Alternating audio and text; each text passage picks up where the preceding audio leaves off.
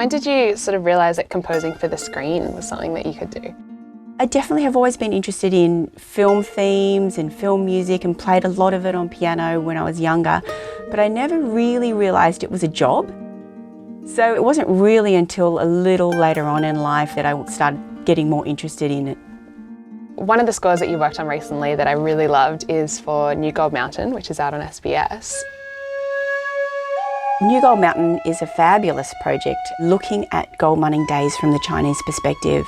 I think that immediately opened up a world of musical possibilities that I knew I could bring to it with my own biracial Asian, Australian, European heritage. Could you talk me through some of the main elements that make up the music in New Gold Mountain? Okay, well, I'll play you through some of it. At the beginning of the show, we see a mysterious woman whose name's Annie walking into the water, and we're not sure what's going on because it's her murder that instigates all the different issues that happen in the show. It's just this basic 9-note pattern, which is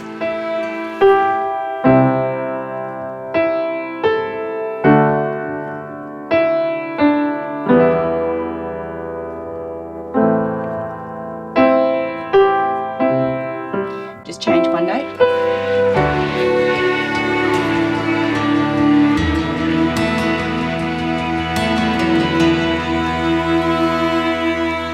First time we're seeing the Chinese miners, it's very much a colonial sounding piece. Corey Chen, the director, had this fantastic idea of using Asian instruments for the Western characters and Western instruments for the Chinese characters. And after reading the scripts, I realised that there was one instrument that all the characters used, the gold pan. And I brought in a good friend of mine, Ben Walsh, who is very good at playing non-musical instruments musically. We played it with our fingers, we bowed it, put water in it. Gold was the one revered item in the entire show by all. And it's this overhead shot that we first hear the Search for Gold theme in its entirety.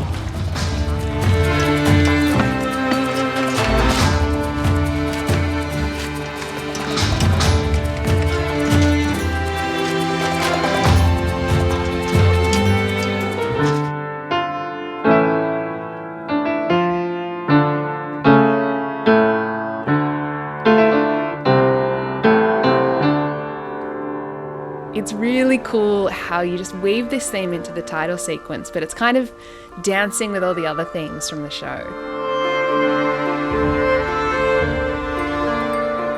I really did want it to mimic the rolling hills, this feeling of things just evolving and turning around, like the wheels are in motion. And then it culminates here in Annie's theme as we see the reveal of the body. Another of your pieces, or I don't know, is it a piece, a score, work, feature film. projects, is a feature film Called The Rocket. What are some of the things that you had to think about with this score? The Rocket is a very special feature film for me, and it has a really special place in my heart. So it's really a story about a family getting displaced, but it's also a story about a young boy who's born as a twin, and he searches to prove himself to be a good boy to his father. And it's special to me because I'm a twin. Oh. It's one of those films that probably could have existed without music at all. It really is so beautifully cut, so beautifully shot. So one of the great challenges of writing music was finding something that was open and sparse and simple to flesh out the art of the film. Within this piece, Red Shore Vision, there's a number of elements. The charango, it's like a strummed guitar style of instrument, adds a level of magic. You can hear the piano here, and it's just getting teased out slowly. You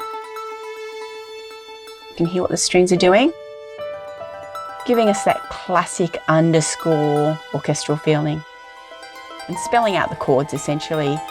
As he starts to enter the forest, the harp adds a level of mystery. You can even see I've matched the pace of the harp to his footsteps. Oh, wow.